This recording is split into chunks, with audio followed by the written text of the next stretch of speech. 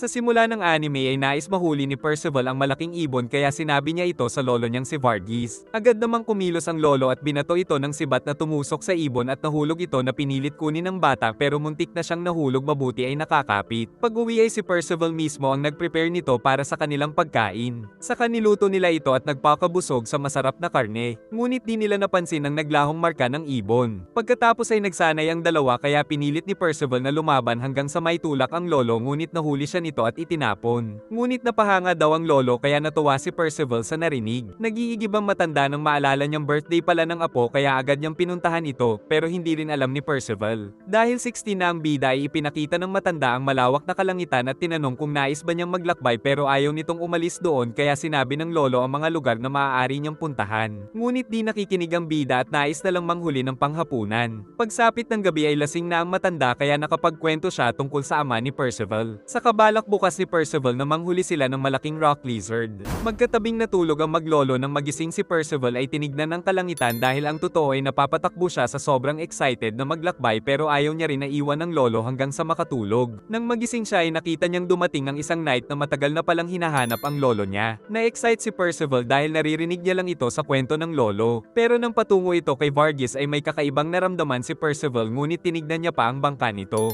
At nang maisip na creepy si Ironside ay naisip niyang puntahan ang lolo. Nang biglang tumalsik si Varghese dahil inatake ito ni Ironside. Dahil 16 years niya na palang hinahunting si Varghese dahil sa pagtatraidor sa kanilang master. Nagsimula ang kanilang labanan ng espada, subalit gumamit ng magic si Ironside kaya nabutas ang katawan ni Varghese na nakita ni Percival kaya inatake din ito ang bundok na kinaroroonan niya, pero sa halip ay sumugod pa ang bida at umatake ng malaking bato pero winasak lang ng kalaban. At bago siya patayin nito ay pinigilan ng lolo si Ironside kaya tuluyang pinaghihiwa ang katawan nito sa harap ng bida, saka hiniwa din si Percival na tumago sa bundok dahil sa lakas, ngunit sinubukan pa niyang lumaban pero sinipa lang nito. Nagtataka si Varghese kaya sinabi ni Ironside na pinipigilan niya lang na maganap ang prophecy tungkol sa 4 Knights of the Apocalypse na magpapabagsak kay King Arthur. Kaya lahat ng may potensyal na maging Knight of the Apocalypse ay pinapatay na ni Ironside. Pagkaalis ni Ironside ay naiyak na lang si Percival dahil hindi niya naprotektahan ng lolo tulad ng kanyang pangako. Bago mamatay ay sinabi na ni Varghese ang katotohanan na tatay niya si Ironside. Pero wala nang panahon mag-explain ng matanda kaya kailangan na lang daw alamin ni Percival ang katotohanan. Inilibing nito ang lolo saka kinuha ang helmet at cloak nito. Saka malungkot siyang nagpatuloy mabuhay sa isla na nasa kalangitan hanggang sa makita ang baol na inihanda ng lolo para sa kanya. Dahil dito ay nagsimula na siyang bumaba pero isang araw na siyang naglalakbay ay nasa itaas pa rin siya ng mga ulap. Kalaunan ay nakita na rin niya ang mundo sa ibaba subalit nahulog siya at tumama sa isang ibon pero dahil kinakain niya ang mga kauri nito ay hinulag siya nito. Tumama siya sa mga puno kaya hindi siya masyadong nasaktan at nakita ang isang fox. Nais niya sanang makipagkaibigan sa fox pero nilalayuan siya nito. Hanggang sa nakita niya ang grupo ng circus at nagsasagawa ng rehearsal ang leader nitong si Katz. Pinaglaho naman ni Elva ang alaga niyang unggoy. Pero si Donnie ay tinatamad mag-practice nang pumalakpak si Percival sa kanyang napanood.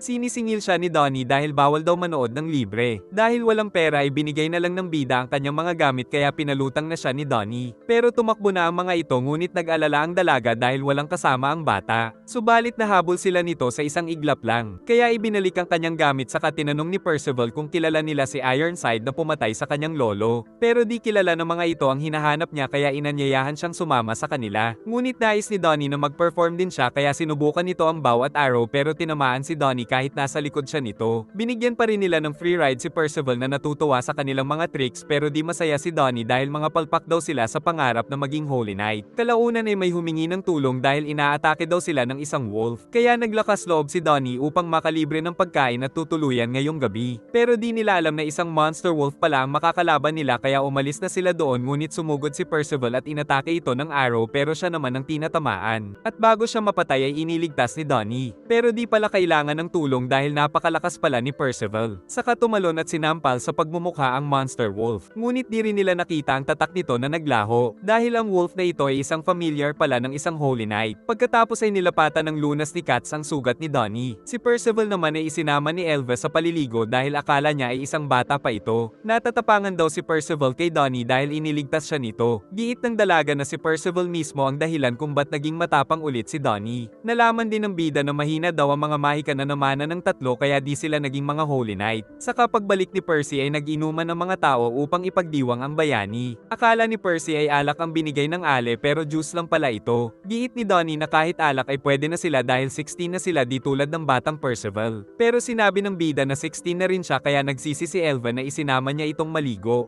Tapos nagpatuloy sila sa kasiyahan habang pinagtatanong ni Percy si Ironside. Nang biglang tumawa ang isang dumating na Holy Knight dahil kilala niya daw si Ironside. Nagalit si Kat sa pananalita ng Holy Knight sa batang nawala ng lolo. Subalit pinatalsik siya dahil napakalakas pala nito. Saka nagpakilalang si Bellegarde the Black Knight. Napahanga ang Black Knight dahil di natatakot ang bata sa kanya. Tapos nang magpasya sila sa isang duelo ay tumakbo na ang mga tao. Sumugod ang bida at sinipa ito na napahanga sa lakas ng bata. Tapos pinagsusuntok nito ang kalaban pero inumbag lang siya at nakailag sa sandata. Pero tinamaan siya sa ere subalit napigilan nito saka umatake at pinagsusuntok na naman ang Black Knight pero nahuli siya nito. Ayaw siyang patayin ng Knight dahil mas maganda daw kung magsasanay muna si Percy para mas maganda ang kanilang laban saka pinagsusuntok sa tagiliran. Subalit dahil sa paniniwala ng isang bata ay nagliwanag si Percy at napatalsik si Bellegarde dahil sa mahika na na-activate nito. Pero natakot pa ang bida sa kanyang sariling mahika ngunit nang may dikit ay tumalsik ang Black Knight. Sinabi ni Donnie na magic niya ito kaya gagamitin na daw ito ni Percival sa kanyang kadwelo ngunit umatake ng apoy si Bellegarde na nagagawa nitong makontrol kaya ipinahabol dito si Percy nang walang tigil. Subalit nagawa ng bida na ma-deflect ang apoy nito pero tumama din ang lahat sa kanya. Pero ayaw pa rin sumuko ni Percival at nilagyan niya ng magic ang katawan bilang proteksyon sa apoy. Saka lumabas ang mga maliliit na Percival at pinutakte ang Black Knight dahilan para maglaho ang apoy saka napapagaling nito ang sarili kaya naisip ni Bellegarde na dahil sa kakaibang magic nito ay baka isa si Percival sa Four Knights of Apocalypse at hindi niya ipapaalam sa mga kasama ang tungkol sa bata dahil ayaw niyang masayang ang potensyal nito, subalit sinuntok na siya ng malakas ng bida. Subalit nilabas na ng Black Knight ang tunay na lakas kaya pinalutang ito ni Donnie pero ayaw pa rin tumakbo ni Percy at nang magpasabog ay napinsala si Donnie. Saka dumating ang Fox at nagtungo sa gitna ng labanan at gumamit ng isang bato kaya nakatakas ang mga ito. Tapos napunta sila sa buto ng dragon na napakalayo sa kanilang pinanggalingan. Nais magbalik ni Percy pero nagsalita ang Fox na nagpakahirap siyang iligtas sila. Nagulat si Donnie pero inakala pa ni Percy na normal ito sa Britanya. Saka nagbabala ang Fox na ang tunay na pangalan ng Black Knight ay Pelgart na kasali sa grupo ng nangha-hunting ng Four Knights. At si Fox naman ay ipinadala daw para iligtas ang Four Knights. Ipinatawag ang mga Holy Knight kaya nagtungo si Pelgart sa meeting nila at sinabi ng nakarob ang karagdagang clue daw sa Four Knights. Kung saan nalaman ni Ironside na ang anak niyang si Percival ay isa sa mga ito. Pagkatapos ng meeting ay sinabi ni Pelgart na nakita niya si Percival pero nasasayangan siya kung papatayin ito. Kaya umatake si Ironside sa inis dahil wawasakin daw ni Percy ang mundo. Sinabi din ito ni Fox pero malabo daw ito sabi ni Percy. At nais ni Fox na sumama sa kanya ang bida pero ayaw nito dahil nais niyang hanapin ang ama. Kaya sinabi ni Fox na nasa Camelot si Ironside pero di naniwala si Donnie dahil nawasak na daw ito 16 years ago. Giit ni Fox na nag-e-exist pa ang Camelot at hindi ka makakarating sa normal na paraan. Dahil sa sinabi ng Fox ay na-excite si Percival. Saka sinabi ng Fox na ang pangalan niya ay Sin. Excited nang sumama si Percival subalit napilitan na lang si Donnie. Pagbaba nila sa skeleton ay nagutom si Percy kaya magpaligsahan daw silang makahuli ng malaking hayop pero kakaibang lugar ang natuklasan ni Percival na nakita ng mga fairy. Nang manghunting si Donnie ay may sumigaw na babae. At nang puntahan ay isa itong giant na si Dolores na nagulat lang daw at hindi nasaktan sa araw. Sinabi ng dalawang fairy na pumasok sa Echo Gorge ang isang bata. Nag-aalala daw sila dahil mapanganib doon pero pinagbubugbog lang pala ni Percival ang mga halimaw na nandoon. Saka narinig niya ang humihingi ng tulong na balak gawing guinea pig ng isang herbalist na na-excite kaya napakagat labi.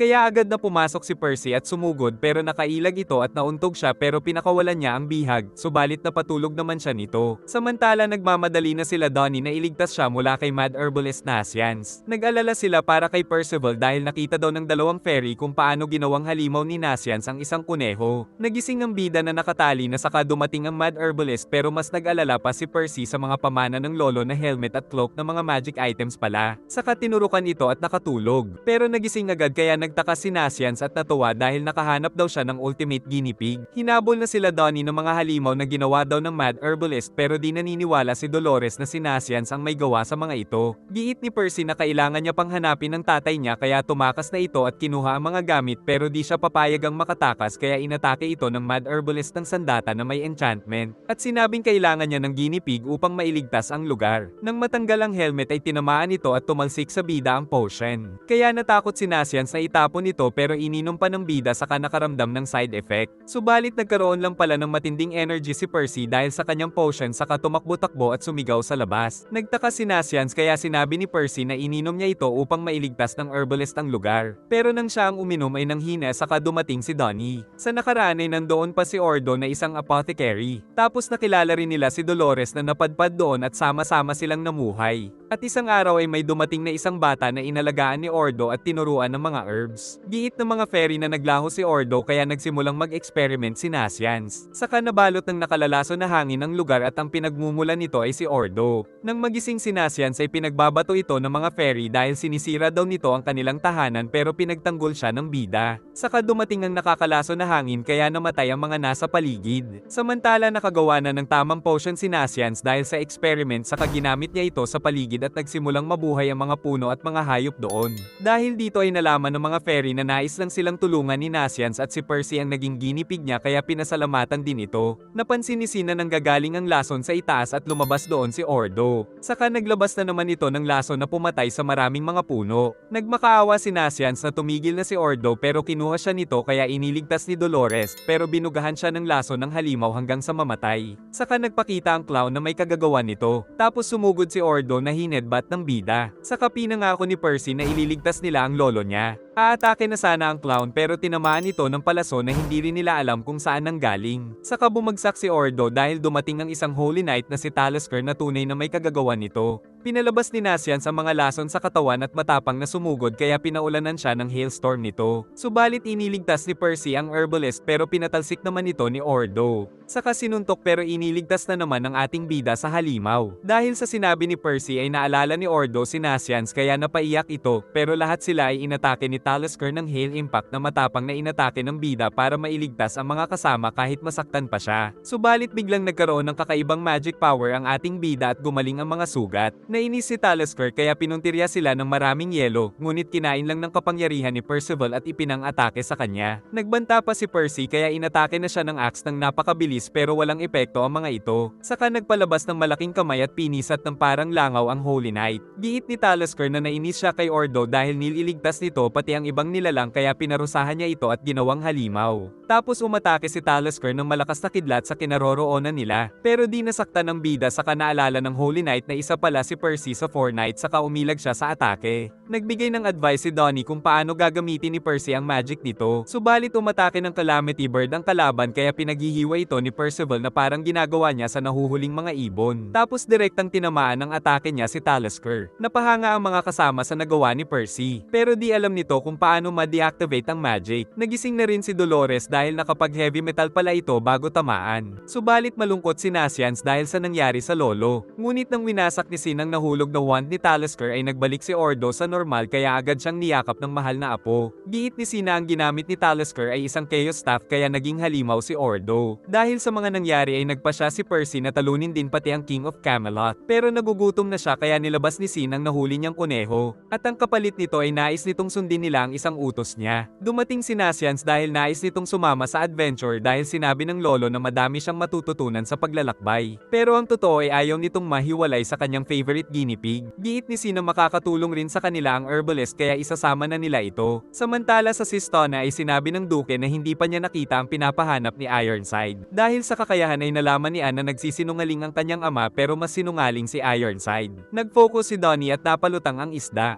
Habang si Percy ay hindi mautusan ng kanyang mga magic. At pinakain ni Nasians ang lason ng iba nito para sa experiment. Nilabas ng bida ang magic item na lumaki na akala niya ay isa lang kitchen knife. Nagtaka si Nasians dahil 16 years na daw na gumuho ang Camelot pero nagtitiwala si Percy kay Sin. Saka naisip nilang gumamit na lang muli ng magic orb para makarating agad pero wala na daw nito si Sin. Nalaman ni Nasians na ito ay spell bead na gawa ng legendary mage na si Merlin kaya na-excite na naman ito. Kalaunan sa paglalakbay ay nakarating sila sa bayan ng Sistona at sinundan nila ang mga alaga ni Percy at nakuha nila ang kopiraso ng Coffin of Eternal Darkness. Pero nagalit si Anne dahil inakalang ibibigay nila ito sa Holy Knight. Lumaban si Donnie pero bagsak siya, sunod ay si Nasians naman ang napabagsak. Pero ibinigay na ni Percy ang artifact kaya binasa niya ito at nakita na malinis ang puso ng bida. Saka dumating ang katulong kaya ipinatago ito ni Anne kay Percy at huwag daw ibibigay kay Ironside. Naisip ni Percy na mahahanap niya ang ama sa bayan na ito. Giit ni Sin na kailangan muna nilang magplano at alamin kung ba't hinahanap ni Ironside ang kopiraso ng Coffin of Eternal Darkness. Ayaw pumayag ni Anne na sundin ng ama ang mga utos ni Ironside. Pero ginagawa lang daw ito ng Duke dahil wala silang laban sa Holy Night. Pero ayaw pa rin pumayag ni Anne kaya sinampal ito ng ama. Nang makita nila si Ironside ay susugod na sana si Percival. Saka sinabi ng Holy Knight na kailangan nilang hanapin ang isang parte ng Coffin of Eternal Darkness upang makaligtas ang kanilang bayan sa paparating na salot. Pinaghihinalaan ni Sin na balak gamitin ni Ironside ng mga alay ang mga tao doon upang mabuksan niya ang nasabing artifact. Kaya hanggat nasa kanila ang huling parte nito ay hindi matutuloy ang nais ng kalaban. Nagpatuloy sa panlilinlang si Ironside nang sabihin ni Anne na sinungaling ito dahil nakikita niya kung nagsisinungaling ang isang tao. Dahil dito ay balak niyang parusahan ang dalaga at tatakas na sana sila Sin pero nagpakita si Percival at sumugod saka pinutakte ito ng mga mini Percival at kinuha niya si Anne kaya inatake sila ni Ironside at gumuho ang isang gusali. Nagalit ang Duke pero walang pake sa kanya ang Holy Knight. Saka nakita nilang dala na ng katulong ang last piece ng coffin na isa palang familiar ni Ironside. Agad na nakarating sa Holy Knight ang last piece kaya inatake na ang walang kwentang Duke dahil nakumpleto na nito ang coffin. Giit ni Sin na kailangan nilang pigilan si Ironside dahil isasakripisyo nito ang lahat ng tao doon at nagkasundo naman ang lahat na tumulong. Pero nagbabala si Sin kay Percy na ang goal nila ay makatakas dahil wala silang pag-asang manalo kay Ironside saka nagsimula sa kanilang misyon. Nagsimula na rin si Ironside na gamitin ito upang makulong ang 4 Knights of the Apocalypse kapalit ng buhay ng mga tao doon.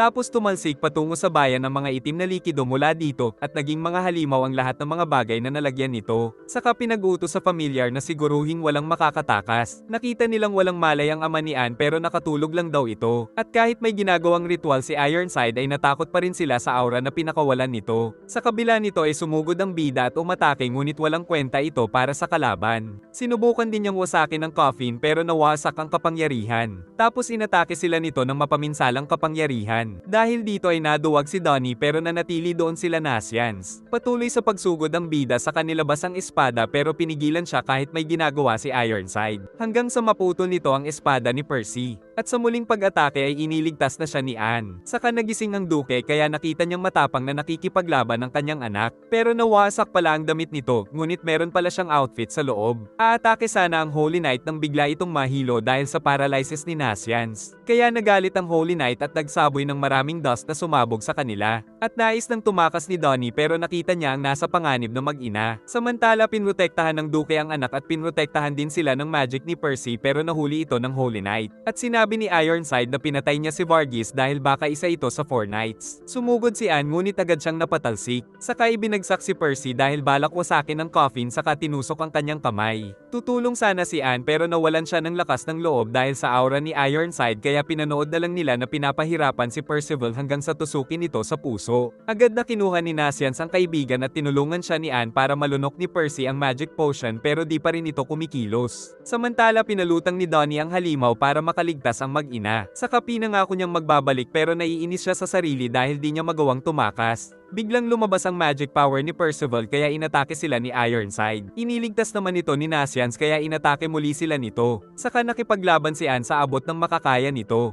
At nagsimulang lumabas ang mas maraming mini Percival samantala pinutol ni Ironside ang buhok ni Anne at nagbanta na susunod na ang ulo niya nang mapansin na napakarami ng mini Percival doon. Saka nagbalik si Donnie upang tulungan sila. Tapos nagtungo sa kanila ang mga mahika ni Percival kaya nagwala na si Ironside at nabutas ang malaking bahagi ng lupa. Pero nakatakas ang magkakaibigan dahil sa kapangyarihan na tinataglay ng ating bida na pinapagaling ang mga sugat nila. Nagpatuloy ang kaguluhan dahil sa mga halimaw. At kakainin na ang isang lalaki nang biglang namatay ang halimaw na kagagawa ng isang asasin at pinatay pa nito ang iba. Nagtataka si Darak dahil may malakas na pumapatay sa mga halimaw nila. At sa harapan niya mismo winasak ang isang halimaw kaya nakita niya ang asasin na tuluyan na siyang tinapos. Dahil dito ay sinabi ni Percival na nabigo na si Ironside dahil wala na ang mga halimaw. Aminado naman ang ama subalit dahil sa kabiguan ay papatayin din daw siya ng master kaya nais niyang makita ang pagmumukha ng anak sa huling pagkakataon. Pero nagbabala si Anne na kasinungalingan ang sinasabi nito. Nagalit si Ironside dahil nalalaman ni Anne ang katotohanan kaya umatake ito ng napakarami pero nagmadaling tumakas sila Percival at dahil sa bilis nito ay di sila matamaan ng Holy Knight. Nagbagsak pa sila ng mga bomba patungo sa kalaban saka sumugod pero nakita nito at muli silang hinabol ng mga atake. Saka sumugod si Percy at pinalutang ni Donnie ang coffin saka inatake ni Percival dahil ito lang talaga ang pakay nila. Kaya nagsikalasan ng mga bahagi nito at nawasak din ang helmet ni Ironside kaya nakita na nila ang mukha nito. Dahil dito ay seryoso na daw si Ironside na patayin sila. Pero dumating si Mortlatch na sinabing wag masyadong mainit ang ulo niya. Sa halip ay ituon daw nila ang atensyon sa pumatay sa mga pinalabas niyang malalakas na halimaw kaya baka nandoon daw ang isa sa 7 deadly sins kaya mas minabuti ng dalawang Holy Knight na umalis at naginhawaan ang 4 pagkaalis ng kalaban. Saka napagtanto nila na patay na sana sila kung di dahil kay Percival. Sinabi ni Sin na mga kaibigan niya ang pumatay sa mga halimaw na pinaniwalaan kaagad ni Percy.